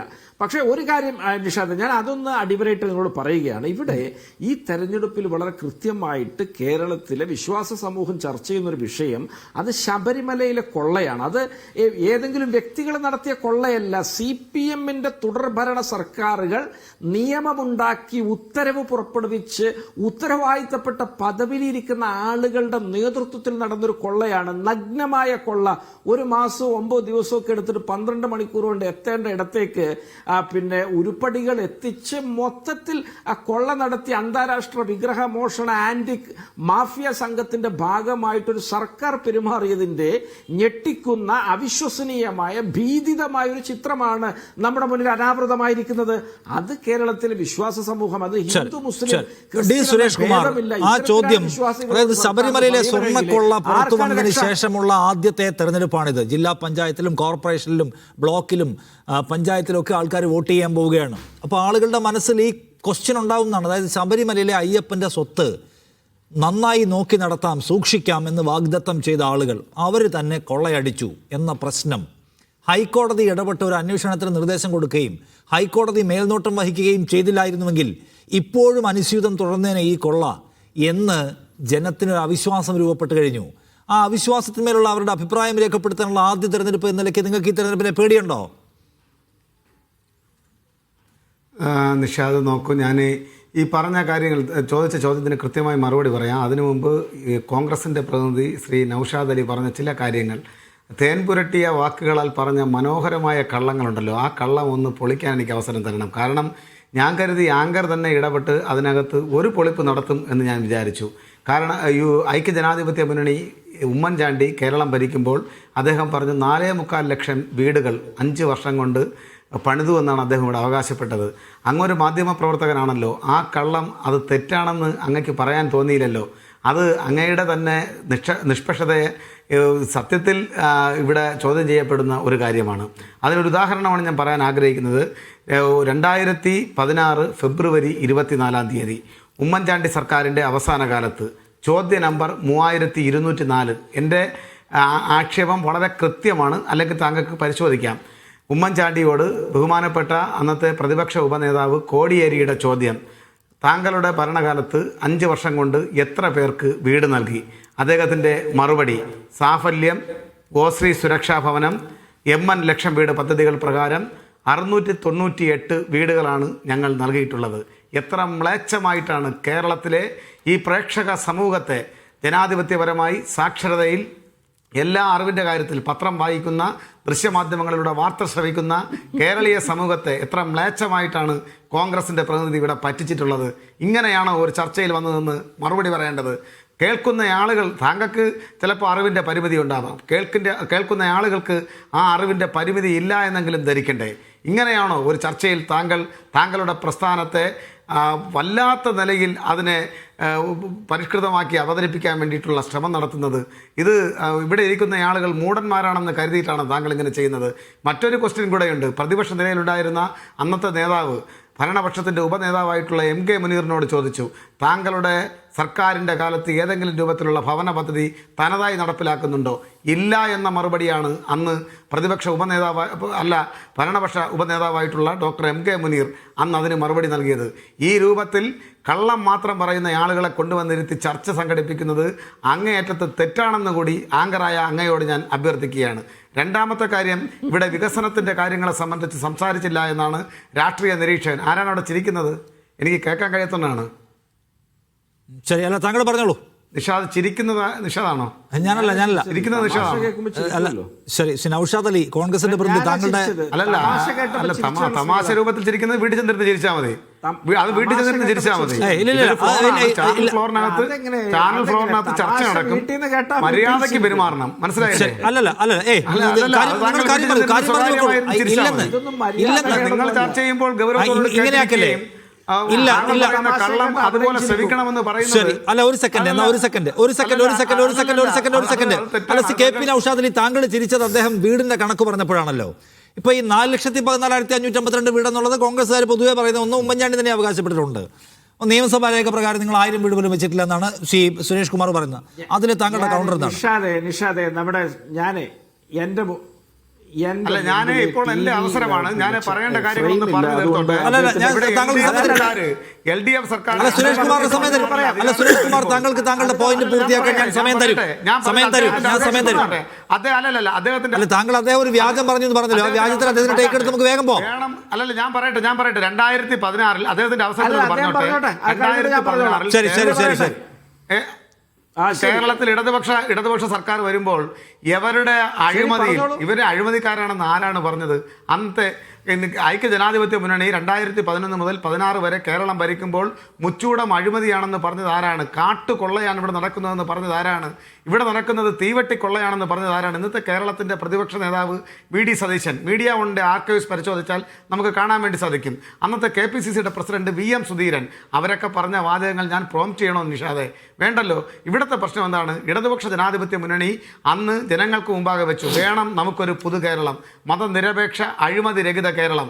അത് സാധ്യമാക്കുന്നതിന് വേണ്ടി കഴിഞ്ഞ 9.5 വർഷമായി അങ്ങേയറ്റം ഗ്രഹപാഠം ചെയ്തുകൊണ്ട് വികസന പ്രവർത്തനങ്ങൾ ഒന്നൊന്നായി നടപ്പിലാക്കിയ ഇടതുപക്ഷ ജനാധിപത്യ മുന്നണിയാണ് ഇന്ന് കേരളം ഭരിച്ചുകൊണ്ടിരിക്കുന്നത്. നിങ്ങൾ നോക്കൂ, LDF സർക്കാർ കേരളത്തിൽ അധികാരത്തിൽ വരുമ്പോൾ പെൻഷൻ തുക എത്രയായിരുന്നു? 600. ഇന്ന് എത്രയാണ്? 2000 രൂപ. വീട്ടമ്മമാർക്ക് സഹായം നൽകുന്ന വാഗ്ദാനം നടപ്പിലാക്കി. 35 വയസ്സ് മുതൽ 60 വയസ്സുള്ള ആളുകൾക്ക് അലവൻസ് എന്ന രൂപത്തിൽ 31.34 കോടി രൂപയാണ് പ്രതിവർഷം ഇതിനു വേണ്ടി ചെലവഴിക്കാൻ വേണ്ടി തീരുമാനിച്ചിരിക്കുന്നത്. അത് 38,000 കോടി രൂപയാണ് ഈ പദ്ധതിക്കായി ചെലവഴിക്കുന്നത്. 31.34 ലക്ഷം ആളുകൾക്ക് ഈ പദ്ധതി പ്രകാരം പ്രയോജനം ലഭ്യമാകും. ആശ, അംഗനവാടി, പ്രീ പ്രൈമറി ടീച്ചേഴ്സ്, പാചക തൊഴിലാളി തുടങ്ങിയ സ്കീം വർക്കേഴ്സിന് 1000 രൂപ വീതം വർദ്ധിപ്പിച്ച് നൽകാൻ വേണ്ടി തീരുമാനിച്ചു. പാലിയേറ്റീവ് നേഴ്സിന് 1000 രൂപ വർദ്ധിപ്പിക്കാൻ വേണ്ടി തീരുമാനിച്ചു. അതുപോലെ തന്നെ LDF സർക്കാർ, ഒന്നാം പിണറായി സർക്കാർ 35,89 കോടി രൂപയാണ്, 35,089 കോടി രൂപയാണ് പെൻഷന് വേണ്ടി ചിലവഴിച്ചത്. രണ്ടാം പിണറായി സർക്കാർ ഇതുവരെ 45,517 കോടി രൂപ ചിലവഴിച്ചു. UDF സർക്കാരിൻ്റെ കാലത്ത് ചിലവഴിച്ചത് വെറും 10,700 കോടി രൂപ. അതുപോലെ തന്നെ CDS പ്രവർത്തന ഗ്രാൻഡായി 1000 രൂപ കൊടുക്കാൻ വേണ്ടി തീരുമാനിച്ചു. ഇവിടെ സൂചിപ്പിച്ച ദേശീയപാത, എന്തെല്ലാം വികസന പ്രവർത്തനങ്ങൾ PSC മുഖാന്തരം 3 ലക്ഷത്തോളം ആളുകൾക്ക് ഇവിടെ നിയമനം നൽകിക്കഴിഞ്ഞു.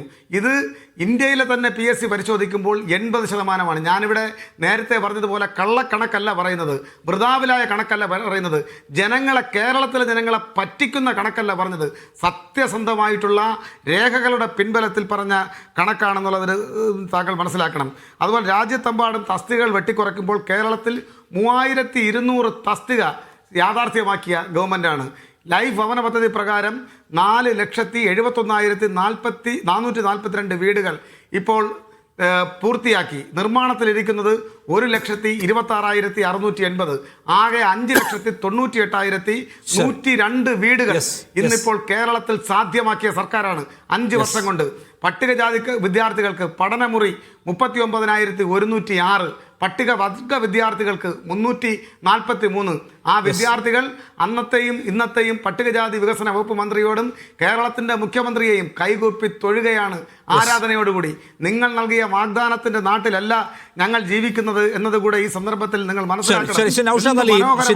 വീടിന്റെ കാര്യത്തിൽ താങ്കൾ കള്ളം പറഞ്ഞു, കള്ളക്കണക്ക് പറഞ്ഞു, ആളുകളെ പറ്റിച്ചു എന്നാണ്. അല്ല, എന്നോട് ചോദിച്ചൊരു ചോദ്യം കൂടെ ഉണ്ട്. ഞാൻ അതിലേക്ക് വരാം.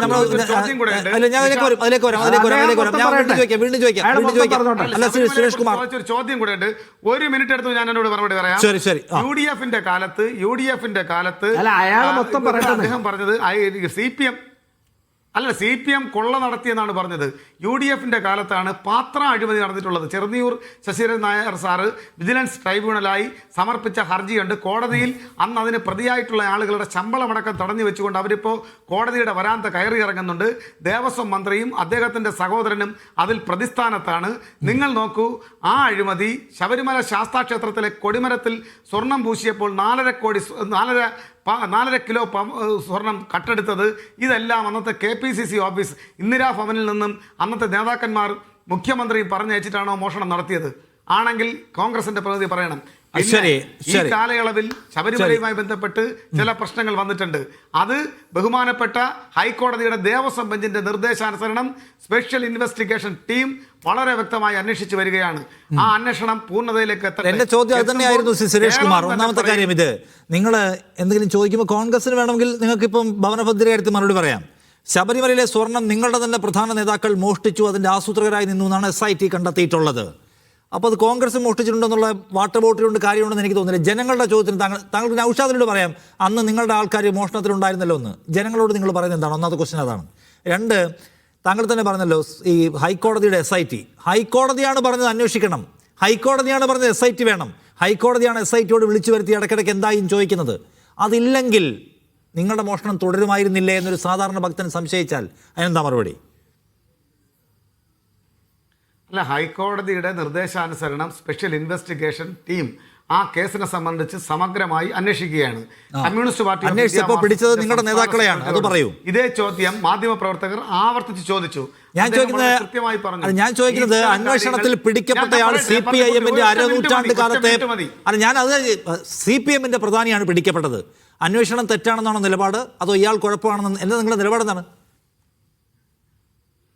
അല്ലല്ല, ഞാനത് വളരെ കൃത്യമായി പറയാം. വളരെ കൃത്യതയോടുകൂടി പാർട്ടിയുടെ സംസ്ഥാന സെക്രട്ടറി പറഞ്ഞിട്ടുണ്ടല്ലോ, തെറ്റ് ചെയ്ത ഒരാളെയും സംരക്ഷിക്കുന്ന സമീപനം Communist Party of India Marxist സ്വീകരിക്കില്ല. ഇവിടുത്തെ പ്രശ്നം എന്താണ്? കോൺഗ്രസിന്റെ പ്രതിനിധി ഞാൻ ചോദിക്കുന്നതല്ല, കോൺഗ്രസിന്റെ പ്രതിനിധിയെ വിട്ടേക്കു. ഞാനാ ചോദിക്കുന്നത് ഈ പത്മകുമാറിനെ കുറിച്ചുള്ള നിങ്ങളുടെ നിലപാട് എന്താണ്? പത്മകുമാറിനെ കുറിച്ചുള്ള അഭിപ്രായം എന്താണ്? അദ്ദേഹം മോഷ്ടിച്ചോ ഇല്ലയോ, അതോ അന്വേഷണം വ്യാജമാണ്? ഉമ്മൻചാണ്ടിയുടെ മന്ത്രിസഭയിലെ ദേവസ്വം മന്ത്രിയും അദ്ദേഹത്തിന്റെ ഉമ്മൻചാണ്ടിയുടെ കാലത്തെ കുറിച്ചാണോ? അതിനാണോ നിങ്ങളെ 10 വർഷമായിട്ട് നിങ്ങളെ അധികാരത്തിലിരിക്കുന്ന ഉമ്മൻചാണ്ടിയുടെ കാര്യം പറഞ്ഞാണോ? ഞാൻ ചോദിക്കാണോ? നൗഷാദ് അലി പറഞ്ഞോട്ടെ. ഇനി എന്റെ ക്വസ്റ്റ്യൻ ആണ്, ആൻസർ ചെയ്യൂ. നിങ്ങളുടെ പ്രധാനപ്പെട്ട നേതാവ് ശബരിമലയിലെ സ്വർണം അടിക്കുന്നതിലെ മുഖ്യ ആസൂത്രകനാണ് എന്ന് SIT കണ്ടെത്തിയിരിക്കുന്നു. നിങ്ങൾക്ക് ആ SITയുടെ അന്വേഷണം തെറ്റാണെന്ന അഭിപ്രായമുണ്ടോ, ശരിയാണെന്നുള്ള അഭിപ്രായമുണ്ടോ, പത്മകുമാർ പാവമാണെന്നുള്ള അഭിപ്രായമുണ്ടോ, അതോ അദ്ദേഹം കുരുക്കിലാക്കപ്പെടുന്നതാണോ, അതോ അദ്ദേഹം കുറ്റക്കാരനാണോ? എന്താ നിങ്ങളുടെ നിലപാട്? അല്ല, തീർച്ചയായും അതിനകത്ത് എനിക്ക് മുമ്പേ തന്നെ ഉത്തരവാദിത്തപ്പെട്ട പറയേണ്ടുന്നയാൾ പാർട്ടിയുടെ സംസ്ഥാന സെക്രട്ടറി അദ്ദേഹം മറുപടി പറഞ്ഞു കഴിഞ്ഞു. ആ മറുപടി നിഷാദിന് പോരാ എന്ന് തോന്നിയിട്ടുള്ളത് കൊണ്ടാണോ എന്നോട് ഈ ചോദ്യം എന്ന് എനിക്കറിയില്ല. പോട്ടെ, തെറ്റിദ്ധാരണയെ സംരക്ഷിക്കില്ല. ഞാൻ ചോദിക്കുന്ന ഒറ്റ കാര്യമാണ്, അപ്പുറത്തേക്ക് പോകുന്ന ഒരേ ഒരു കാര്യം കൂടി. ഹൈക്കോടതി നടത്തിയ ആൾ കോൺഗ്രസിനകത്ത് ഇപ്പോഴും വിരാജിക്കുന്നുണ്ട്. അതിന് മറുപടി നൗഷാദ് അലി പറയട്ടെ. ഞാൻ ചോദിക്കുമല്ലോ, അതിന്റെ മടിയൊന്നുമില്ല, ഞാൻ ചോദിക്കാം. അത് നൗഷാദ് അലി പറഞ്ഞോട്ടെ. നിങ്ങൾ ഭരിക്കുമ്പോൾ ഉത്തരവാദിത്വമുണ്ട്, ഉറപ്പായിട്ടുമുണ്ട്. പക്ഷെ നിങ്ങളാണ് ഭരിക്കുന്നത്, നിങ്ങളാണ് റൂളിംഗ് പാർട്ടി, നിങ്ങളാണ് മോർ അക്കൗണ്ടബിൾ. അതുകൊണ്ട് നിങ്ങളോട് ചോദിക്കുന്നു, നിങ്ങളെ 10 വർഷത്തെ ഭരണം ഏൽപ്പിച്ചിരിക്കുന്നത് 10 വർഷം മുമ്പത്തെ ഉമ്മൻചാണ്ടിയുടെ കാര്യം പറഞ്ഞ് തടിതപ്പാനല്ലോ. എൻ്റെ ചോദ്യം ഇതാണ്, ഹൈക്കോടതി ഇടപെട്ടിട്ടില്ലായിരുന്നുവെങ്കിൽ പത്മകുമാറിന്റെ മോഷണം തുടരില്ലായിരുന്നോ? അല്ല, താങ്കൾ പറഞ്ഞത് 10 വർഷത്തെ കാര്യം ഇവിടെ ഈ രൂപത്തിൽ ചർച്ച ചെയ്യപ്പെടുമ്പോൾ 10 വർഷത്തെ കാര്യം ചർച്ച ചെയ്യപ്പെടണ്ട എന്ന് തീർപ്പ് കൽപ്പിക്കുന്നത് അത് നിഷ്പക്ഷതയിൽ ഒളിപ്പിച്ച പക്ഷപാതമല്ല. 10 വർഷത്തെ കാര്യം നിങ്ങൾ ചർച്ച ചെയ്യണം, റോഡും പാലവും ചർച്ച ചെയ്യപ്പെടണം. എന്റെ ചോദ്യം ഇതാണ്, ഹൈക്കോടതി ഇനീഷ്യേറ്റീവ് എടുത്തിട്ടില്ലായിരുന്നുവെങ്കിൽ പത്മകുമാറിന്റെയും വാസുവിന്റെയും അടക്കമുള്ള മോഷണ പരിപാടികൾ തുടരുമായിരുന്നോ, പിടിക്കപ്പെടുമായിരുന്നോ, പോറ്റി വിരാജിക്കുമായിരുന്നോ? അതാണ് എന്റെ ചോദ്യം. നിങ്ങൾ പിടിച്ചതല്ലോ, നിങ്ങൾ പിടിച്ചതല്ല. വളരെ അർത്ഥമായ ചോദ്യമാണ്. ഈ വാസുവും പത്മകുമാറും ഇപ്പോൾ അവിടെ ഒരു സ്ഥാനവും വഹിക്കുന്നില്ല എന്നുള്ളത് നിങ്ങൾക്കറിയാം. ദേവസ്വം ബോർഡ് സംശയങ്ങൾ വന്നു. പോറ്റി അവിടെ ഉണ്ടല്ലോ, പോറ്റിയല്ല സ്വർണ്ണം അടിക്കുന്ന പോറ്റിയാണ്. പോറ്റിയുടെ ഗോഡ് ഫാദർമാരാണ് ഇപ്പൊ പിടിക്കപ്പെട്ടിരിക്കുന്നതെന്നാണ് നമ്മൾ മനസ്സിലാക്കുന്നത്. പോട്ടെ, അവർ മോഷണം നിർത്തിയിരുന്നു, ഇപ്പൊ നല്ല പിള്ളയാണ്. എങ്കിലും അവർ പിടിക്കപ്പെടുമായിരുന്നോ, കോടതി ഇടപെട്ടിട്ടില്ലായിരുന്നുവെങ്കിൽ? നിങ്ങൾ പിടിച്ചതാണോ? അല്ലല്ലോ. നിങ്ങളാണോ അന്വേഷിക്കുന്നത്?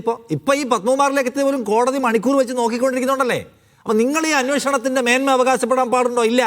നിങ്ങൾ അന്വേഷിച്ചവരല്ല, സൂക്ഷിക്കാൻ ഏൽപ്പിച്ച മുതൽ സൂക്ഷിച്ചവരല്ല, പിടിച്ചത് കോടതിയാണ്. ഈ ചോദ്യത്തിനുള്ള ആൻസർ എന്താണ്? അല്ല, നിങ്ങൾ ഈ ക്വസ്റ്റ്യൻ ഞാൻ ശ്രദ്ധയോടുകൂടി കേട്ടതുപോലെ ആൻസർ ശ്രദ്ധയോടുകൂടി എനിക്ക് പറയാനുള്ള അവസരവും ഉണ്ടാകണം. ഇടയ്ക്ക് കയറി ഡിസ്റ്റർബ് ചെയ്യരുത്. ഹൈക്കോടതിയുടെ ദേവസ്വം ബെഞ്ചിൻ്റെ നിർദ്ദേശാനുസരണം തന്നെയാണ് അന്വേഷണം നടക്കുന്നത്.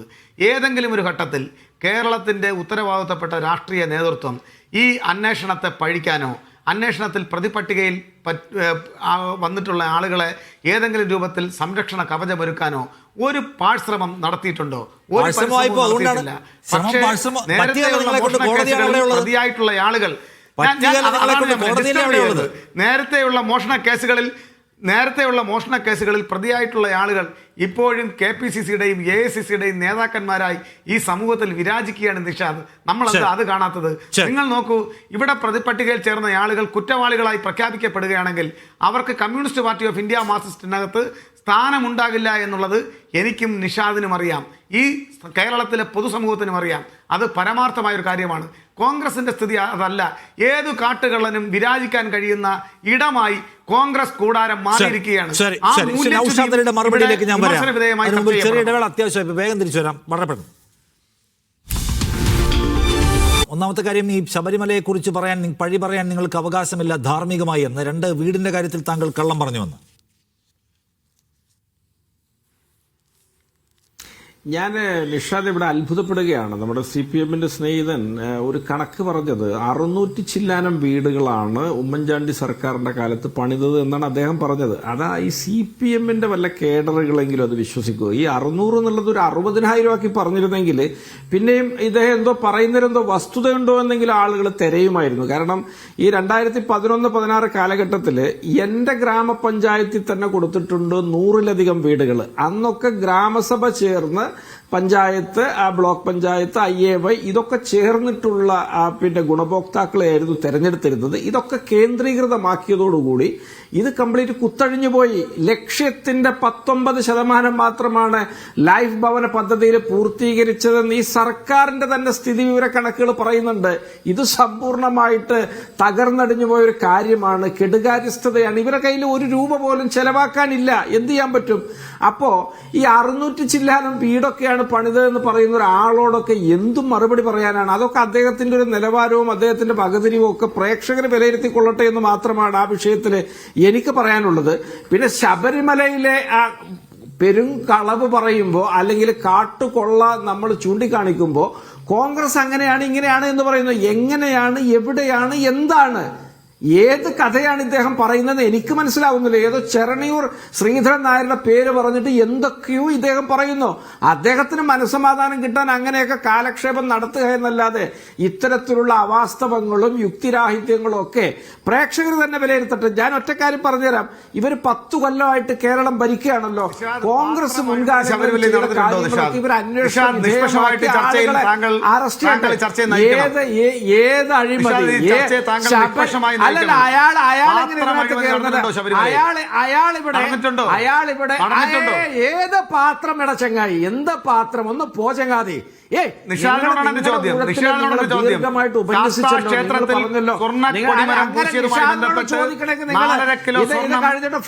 മാറ്റപ്പെട്ടിട്ടുണ്ടോ?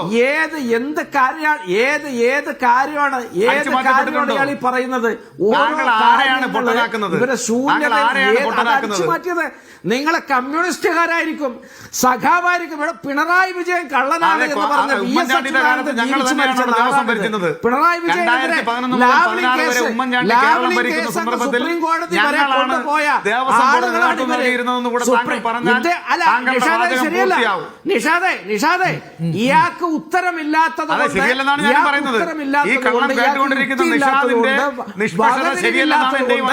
ഇദ്ദേഹം ഊഴത്തിക്കയറി ഡയലോഗ് അടിക്കരുത്.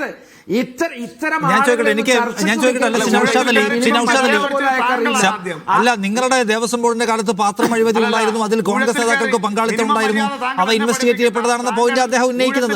ചിരിച്ച് ഡയലോഗ് അടിച്ചില്ലേ? അപ്പൊ സ്വാഭാവികമായും അത് അങ്ങോട്ടും ഇങ്ങോട്ടും ആവാം. മര്യാദ ഇല്ല നിങ്ങൾ വിഷയത്തിന് പുറത്തേക്ക് പോലെ ഞാൻ ഔഷാദിൽ ഞാൻ ചോദിക്കുന്നത് അദ്ദേഹം പറയുന്നത് അദ്ദേഹത്തിന്റെ പോയിന്റ് ഇതാണ്. കള്ളം പ്രേക്ഷക സമൂഹത്തോട് പറയുമ്പോൾ നിഷാദ് നിഷ്പക്ഷനായിട്ടുള്ള ഒരു ആങ്കറാണ്. ശരി, പാത്രം ശബരിമലയിലെ ഇദ്ദേഹമൊക്കെ മൈതാന പ്രസംഗം പോയി നടത്താൻ പറയും നിഷാദ്. അല്ല, പാത്രം മൈതാന പ്രസംഗം പോയി പറയും.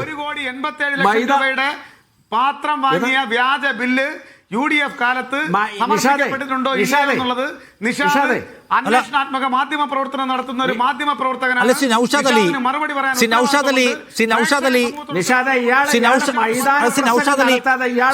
അദ്ദേഹത്തിന്റെ പോയിന്റ് നിങ്ങൾ ഇത്തരം ആളുകളെ വിളിച്ചു വരുത്തണം. നിങ്ങൾ ഇങ്ങനെയൊക്കെ എങ്ങനെ ചെയ്യല്ലേ? നിങ്ങൾ ഇങ്ങനെ വഴക്കുണ്ടാക്കുന്ന പരിപാടിയാക്കില്ലേ? ഞാൻ ചോദിക്കുന്നത് അദ്ദേഹം ഈ പർച്ചേസ് ബില്ല് അഴിമതിയുമായി ബന്ധപ്പെട്ട പ്രശ്നം അല്ല ഒരു സെക്കൻഡ്, പർച്ചേസ് ബില്ല് അഴിമതിയുമായി ബന്ധപ്പെട്ട് UDF കാലത്ത് വരുന്ന പ്രശ്നമാണ് അദ്ദേഹം ചൂണ്ടിക്കാണിക്കുന്നത്.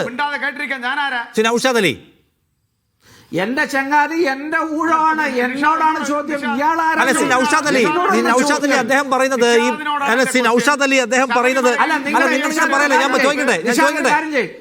ഔഷാദ് അലി ശബരിമലയിൽ നിങ്ങളുടെ ഭരണകാലത്തുണ്ടായിരുന്ന ഈ പർച്ചേസ് ബിൽ അഴിമതിയുമായി ബന്ധപ്പെട്ട ആരോപണവും അന്വേഷണവുമാണ് അദ്ദേഹം പറയുന്നത്. അപ്പൊ നിങ്ങൾക്ക് എന്തുമാത്രം ധാർമ്മികമായ ഇതുണ്ട്, പ്രതലമുണ്ട് ഈ വിഷയം വിമർശനം ഉന്നയിക്കാൻ? നിഷാദ്, താങ്കളുടെ നിഷ്പക്ഷതയാണ് ഇവിടെ ചോദ്യം ചെയ്യപ്പെടുന്നത്. പർച്ചേസ് ബിൽ അഴിമതി ആരോപണം ഉണ്ടായിരുന്നല്ലോ. ഔഷാദ് അലി അത് ഉണ്ടായിരുന്നല്ലോ ഞാൻ പറഞ്ഞത്. അതിനോട് ചേർത്ത് വെക്കാവുന്നേ ഉള്ളത്. ഞാൻ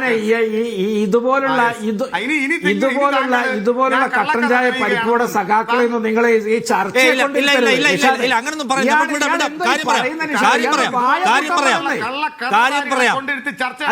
ഇല്ല വ്യക്തിപരമായ സംഗതിയിലേക്ക് പോവല്ലേ, വ്യക്തിപരമായി പോലെ അത്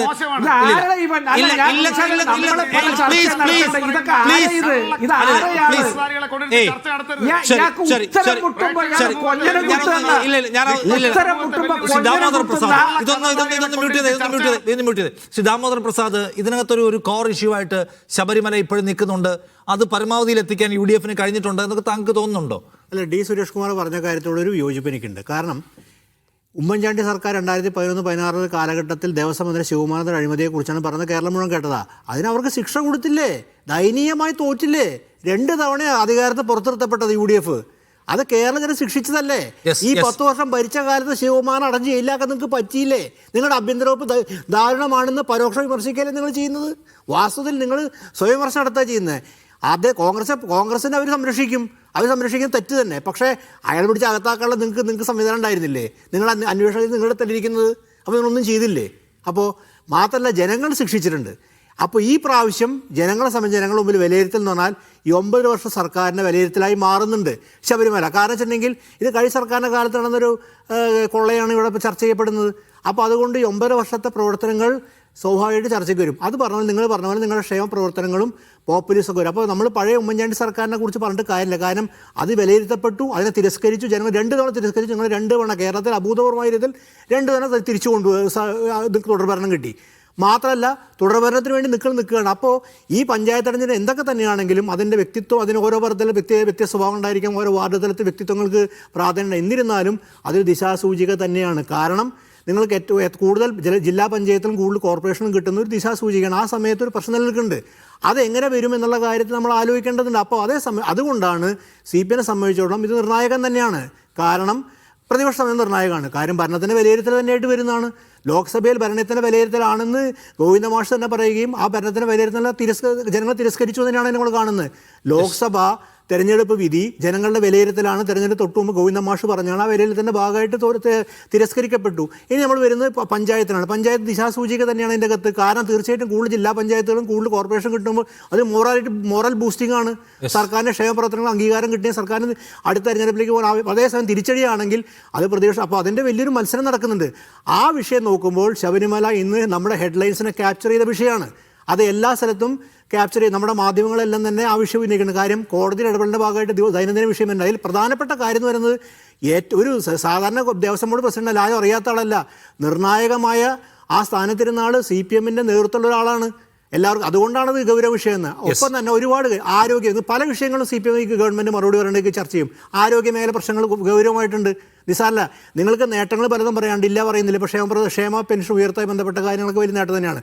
ആശാ വർക്കർമാരുടെ സാധനം ഏതോ 1000 രൂപ നിസ്സാരമായ കൂലി നിസ്സാരമായ ചെറിയ ഉയർത്തി കൊടുത്തുകൊണ്ട് നിങ്ങൾ ആ പ്രശ്നം പരിഹരിക്കാൻ ശ്രമം നടത്തി. അത് നമ്മളെല്ലാവരും അറിയുന്നത്. പക്ഷേ ആരോഗ്യ മേഖലയുള്ള വലിയ പ്രശ്നങ്ങൾ നിലനിൽക്കുന്നുണ്ട്. ഇതൊക്കെ നമ്മൾ കാണുന്നതാണ്. ഇതൊക്കെ വിലയിരുത്തപ്പെടും. അതുകൊണ്ട് അദ്ദേഹം തന്നെ അത് സൂചിപ്പിച്ചു. ഈ ചർച്ച ആരംഭിക്കുമ്പോൾ അഡ്മിനിസ്ട്രേഷൻ സ്കില്ല് വിലയിരുത്തപ്പെടുന്ന ഒന്നുകൂടിയാണ്, വിവാദങ്ങളും വിലയിരുത്തപ്പെടുന്നതാണ്. അല്ല, ശ്രീ നൗഷാദ് അലി, ഞാൻ നേരത്തെ ഒന്ന് മാറിപ്പോയത് ബഹളം വേറെ വഴിക്ക് പോയത് കൊണ്ടാണ്. അങ്ങനെ ഒരു ബഹളമാക്കി നമ്മൾ ഇതിനെ മാറ്റാൻ പാടില്ല. താങ്കളുടെ പോയിന്റ് കംപ്ലീറ്റ് ചെയ്യാം. നിഷാദ്, ഇവിടെ നേരത്തെ ദാമോദർ പ്രസാദ് ആ കാര്യങ്ങൾ ഇവിടെ പറഞ്ഞു കഴിഞ്ഞു. ഞാൻ എൻ്റെ രാഷ്ട്രീയ ജീവിതത്തിൽ ആദ്യമായിട്ടാണ് ഇങ്ങനൊരു അഴിമതിയോ ഇങ്ങനൊരു കുംഭകോണത്തെ പറ്റിയൊക്കെ ഇദ്ദേഹം CPMൻ്റെ പ്രതിനിധി പറയുന്നത് കേൾക്കുന്നത്. എൻ്റെ ഓർമ്മയിലും അറിവിലും അങ്ങനെയൊന്നുമില്ല. അങ്ങനെയൊന്നും ഉണ്ടെങ്കിൽ അവർ കൂലങ്കഷമായി അന്വേഷിക്കട്ടെ.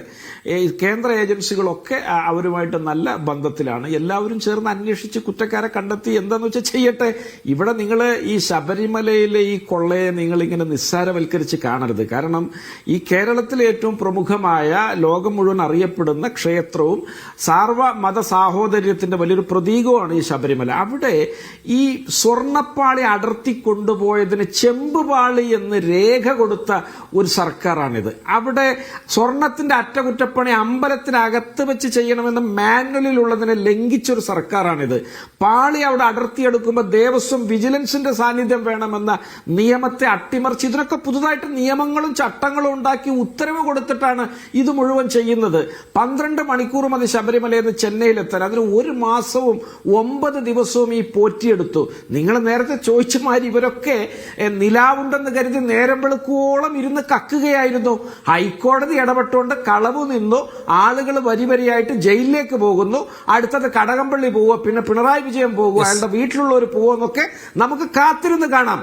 ഇതുപോലെയൊക്കെ പെരുമാറുന്ന ഒരു സർക്കാർ, ഇത് അന്താരാഷ്ട്ര വിഗ്രഹ മോഷണ മാഫിയ സംഘം അല്ലെങ്കിൽ ആന്റിക് ആത്മീയ കച്ചവട സംഘം, അതിന്റെ ഒരു വലിയ ഔദ്യോഗിക പരിവേഷമുള്ളൊരു മുഖമായിട്ട് കേരള സർക്കാർ മാറിയിരിക്കുകയാണ്. ഇന്ത്യയുടെ ചരിത്രത്തിൽ ഇതുപോലെ പെരുമാറിയ മറ്റൊരു സംസ്ഥാന സർക്കാർ ഉണ്ടാവില്ല. യെസ് അല്ല സുരേഷ് കുമാർ, അതിന്റെ മറുപടി എന്താണ്? നിങ്ങൾ ഈ ശബരിമലയുടെ കാര്യം പറയുമ്പോൾ അപ്പുറത്തേക്ക് ആക്ഷേപം ഉന്നയിച്ചാൽ അത് നിങ്ങൾക്ക് ഉന്നയിക്കാൻ കഴിയുന്ന ഒരു പരിസരമല്ല ഇത്. കാരണം 10 വർഷമായിട്ട് നിങ്ങൾ ഭരിക്കുന്നു.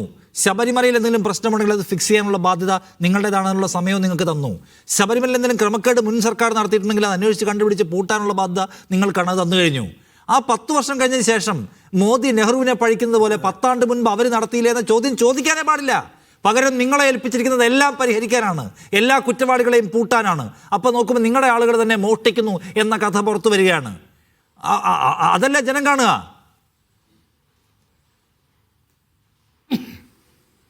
നോക്കൂ, ഇവിടെ അദ്ദേഹം സൂചിപ്പിച്ചത്, അദ്ദേഹത്തിൻ്റെ ആദ്യത്തെ ചർച്ച നടത്തുന്ന സന്ദർഭത്തിൽ അദ്ദേഹം ആശങ്കയോടുകൂടി പങ്കുവച്ച ഒരു കാര്യമുണ്ട്. അത് നമ്മൾ ഈ ചർച്ചയുടെയും ബഹളത്തിനിടയിൽ വിട്ടുപോയതാണ്. തെരഞ്ഞെടുപ്പിൽ ഇനിയൊരു തുടർഭരണം അല്ലെങ്കിൽ പിണറായി 3ാം തവണയും അധികാരത്തിൽ വരികയാണെങ്കിൽ ഐക്യജനാധിപത്യ മുന്നണി എന്നേക്കുമായി ശിഥിലമാകും എന്ന് അദ്ദേഹം പറഞ്ഞു. ആത്മകഥമെന്നോണം അദ്ദേഹം പറഞ്ഞ കാര്യമാണ്. നമ്മളെല്ലാവരും അത് ആ പോയിന്റ് അങ്ങ് വിട്ടുകളഞ്ഞു. എത്രമാത്രം സങ്കടകരമായ അവസ്ഥയിൽ നിന്നുകൊണ്ടാണ് അദ്ദേഹത്തിന് അത് പറയേണ്ടി വന്നത് എന്നതുകൂടെ നാം ഈ അവസരത്തിൽ ഓർക്കേണ്ടതായിട്ടുണ്ട്. താങ്കൾ ഒരു കാര്യം കൊണ്ടും ആശങ്കപ്പെടേണ്ട കാര്യമില്ല. ഉറപ്പായും കേരളത്തിൽ 3ാമതും പിണറായി അധികാരത്തിൽ വരും. ഇടതുപക്ഷ ജനാധിപത്യ മുന്നണി കേരളത്തിൽ അധികാരത്തിൽ വരും. ഇവിടെ ശബരിമലയെക്കുറിച്ച് വല്ലാതെ വാചാലനായി ചില കാര്യങ്ങൾ UDFിൻ്റെ ഐക്യജനാധിപത്യ മുന്നണിയുടെ പ്രതിനിധി ഇവിടെ സൂചിപ്പിച്ചു. നോക്കൂ, ഞാൻ പറയുന്ന കാര്യങ്ങൾക്ക് വളരെ വ്യക്തതയുണ്ട്. ഇവിടുത്തെ പ്രശ്നമെന്ന് പറയുന്നത് ഹൈക്കോടതിയുടെ ദേവസ്വം ബെഞ്ചിൻ്റെ നേതൃത്വത്തിൽ നടക്കുന്ന ഈ സ്പെഷ്യൽ ഇൻവെസ്റ്റിഗേഷൻ ടീമിൻ്റെ അന്വേഷണത്തിൽ പ്രതി ചേർക്കപ്പെടുന്ന ആളുകൾ അവർ എത്ര ഉന്നതരായിരുന്നാലും ശരി അവരെ സംരക്ഷിക്കുന്ന ഒരു സമീപനവും ഞങ്ങൾ സ്വീകരിക്കുകയില്ല എന്ന് പറഞ്ഞു. എന്നിട്ട് അദ്ദേഹം അതിന് മറുപടി എന്നോണം അദ്ദേഹം പറഞ്ഞത് പ്രേക്ഷക സമൂഹത്തെ ആകെ തന്നെ അപമാനിക്കുന്ന വിധത്തിൽ അവരുടെ മനോനിലയെ അളക്കുന്ന നിലയിലുള്ള ചില വാദഗതികൾ അദ്ദേഹം പറഞ്ഞു. അദ്ദേഹം ഇന്നതുവരെ ശബരിമലയിൽ UDF ഭരിച്ചിരുന്ന സന്ദർഭത്തിൽ പാത്രം വാങ്ങിയതിലുള്ള വ്യാജരേഖ ചമച്ച അഴിമതിയെക്കുറിച്ച് അദ്ദേഹം കേട്ടിട്ടേ ഇല്ല എന്നാണ് അദ്ദേഹം പറഞ്ഞത്. എനിക്ക് അങ്ങയോട് പറയാനുള്ള ഒരേ ഒരു കാര്യമേ ഉള്ളൂ, താങ്കളുടെ പരിമിതമായിട്ടുള്ള അറിവ് പങ്കുവയ്ക്കാനുള്ള ഇടമല്ല മീഡിയ വണ്ണിൻ്റെ ഈ ചർച്ചയുടെ ഫ്ലോർ എന്നുള്ളതാണ് എനിക്ക് അങ്ങയോട് പറയാനുള്ളത്. ഈ വിഷയത്തിൽ ജനങ്ങളുടെ ഓഡിറ്റിന്റെ സമയമായി കഴിഞ്ഞിരിക്കുന്നു. എല്ലാ രാഷ്ട്രീയ കക്ഷികളും അവരവരുടെ വാദമുഖങ്ങൾ അവതരിപ്പിക്കുന്നു, നിലപാടുകൾ പങ്കുവയ്ക്കുന്നു. ജനത്തിന്റെ സമയമാണ്. ജനം അതിൽ എന്ത് ചെയ്യുമെന്ന് നോക്കണം. ഞാൻ അവസാനിപ്പിക്കുകയാണ്. Thank you. സമയം കഴിഞ്ഞു. സുരേഷ് കുമാർ, KP നൌഷാദ് അലി, ഒപ്പം തന്നെ ദാമോദർ പ്രസാദ്, നിങ്ങളുടെ അഭിപ്രായങ്ങൾ, നിലപാടുകൾ പങ്കുവച്ചതിന്